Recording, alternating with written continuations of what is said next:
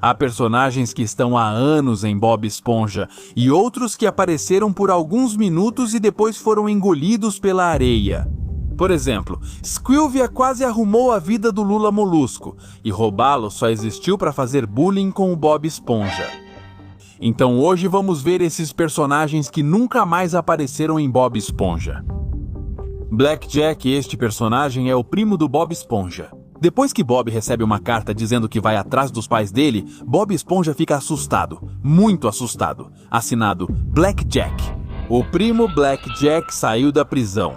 Quando eram crianças, Blackjack incomodava muito o Bob Esponja, só por diversão. Então Bob leva a ameaça a sério e corre para a casa dos pais dele, que agora parece uma cena de crime. Depois ele vai até a casa da avó dele e finalmente enfrenta o Blackjack. Mas acontece que o Blackjack não cresceu nada desde criança, então agora ele é incapaz de machucar o Bob. Depois disso, nunca mais o vimos. Alguns acreditam que ele voltou para a prisão, ou que foi embora envergonhado da fenda do biquíni. Jim, o cozinheiro original do Siri Cascudo, aparece na 5ª temporada, chegando em uma limusine dourada. Seu siriguejo revela que ele foi o melhor funcionário da história. Bob Esponja duvida, mas depois de provar um hambúrguer feito pelo Jim, fica completamente impressionado. Jim treina o Bob Esponja como um verdadeiro ninja, e no final, o sábio peixe dá um conselho para o Bob. E ele diz que se quiser ser realmente grande, deve criar seu próprio legado fora do Siri Cascudo. Ou seja, praticamente disse para ele pedir demissão. Então, com isso, provavelmente Jim tem seu próprio restaurante onde ele manda e é o chefe.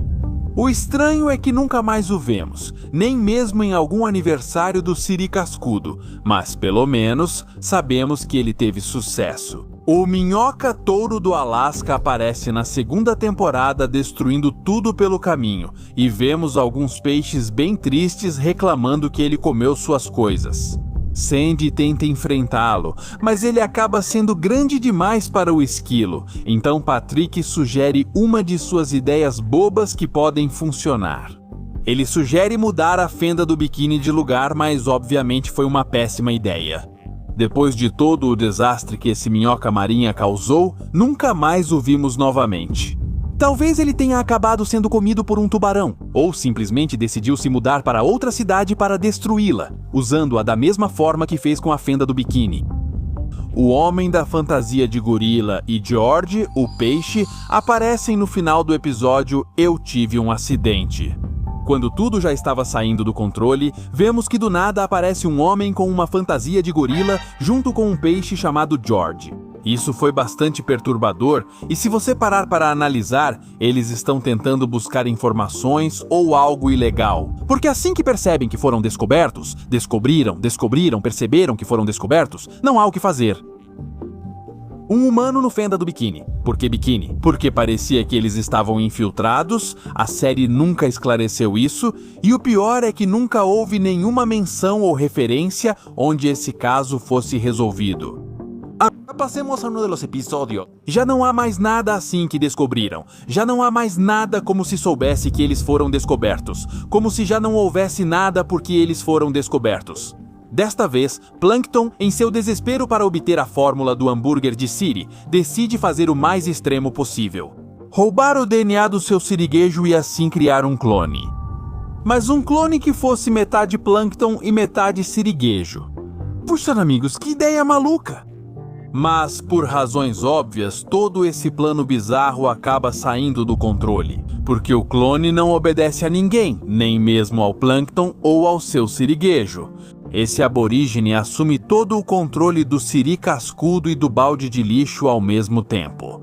Praticamente virou chefe em menos de 2 minutos. E quando já não precisa mais do Plankton nem do seu siriguejo, ele acaba mandando os dois passear. É aí que Plankton e seu siriguejo têm que fazer algo impensável, trabalhar juntos para deter esse clone. No meio de toda a confusão, eles descobrem que quando se batem perto do clone, ele se divide. Então, praticamente a única maneira de derrotá-lo seria se baterem sem parar até que o experimento acabe se destruindo. Depois de uma surra dessas, o clone simplesmente desaparece. E ninguém volta a mencionar que existiu um clone com o DNA do seu siriguejo que quase controlou todo o negócio da fenda do biquíni. E bom, pelo menos com esse clone, sabemos que ele foi completamente destruído, e por isso nunca mais o vimos. A menos que o Plankton tenha outro curto-circuito e decida criar um novo. Roubá-lo, no episódio O Valentão. Que nome, hein?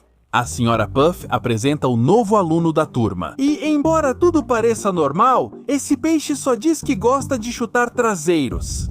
Por isso, Bob Esponja fica completamente assustado. Isso faz com que ele seja o primeiro a ter o traseiro chutado. Por isso, Bob decide fugir por toda a fenda do biquíni. E claro, obviamente faz o que todos nós faríamos, conta tudo para os pais dele. Mas só descobrimos que o pai do Bob também tem medo dele. Mas enfim, quando o linguado finalmente cumpre sua ameaça e dá a surra da vida no Bob, ó surpresa! Bob absorve todos os golpes que o linguado desfere nele. O linguado fica completamente decepcionado e sem propósito na vida. Então, depois disso, ele desaparece. Nunca mais o vemos em nenhum outro episódio. Há teorias de que ele foi expulso ou que mudou de escola. Mas, se vocês pensarem bem, o mais lógico é que o linguado não conseguiu suportar a humilhação. Então ele decidiu mudar de cidade e com certeza foi morar no abismo, ou o mais longe possível para que ninguém o reconhecesse. Agora vamos falar sobre Lula-Lu. No episódio Adoro Essa Lula, conhecemos uma grande Lula que seria o primeiro grande amor de Lula Molusco. Lula Molusco está todo amargurado dizendo para o Bob Esponja que o amor não existe. Então, de repente, chega uma bela dama ao siri cascudo. Lula Molusco quase desmaia de tanta emoção. Então ele simplesmente não sabe o que dizer.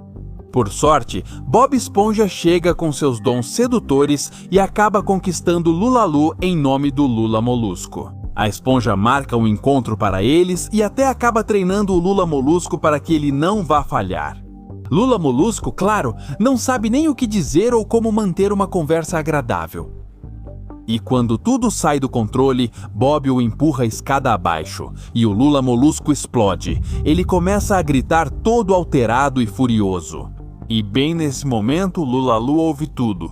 E curiosamente, Lula-Lu acaba completamente apaixonada pela reação do Lula Molusco e aceita sair com ele. Enfim, pelo visto, só durou um encontro para o Lula Molusco, já que nunca mais vemos a Lula-Lu. Pelo menos vemos um sinal de que o Lula Molusco está triste por tê-la perdido. Então, o que aconteceu? Conhecendo o Lula Molusco, com certeza ele acabou dispensando a pobre Lula-Lu. É que de verdade nem ele mesmo se aguenta. Além disso, por serem tão parecidos, eu acho que Lula-Lu também acabou sendo tão amarga quanto o Lula Molusco, como vimos na Vila do Polvo. Tudo ficou tão chato que até o Lula Molusco decidiu voltar para a fenda do biquíni. E isso foi tudo o que aconteceu com cada personagem de aparição única em Bob Esponja. Deixem nos comentários para eu saber quem vocês gostariam que voltasse.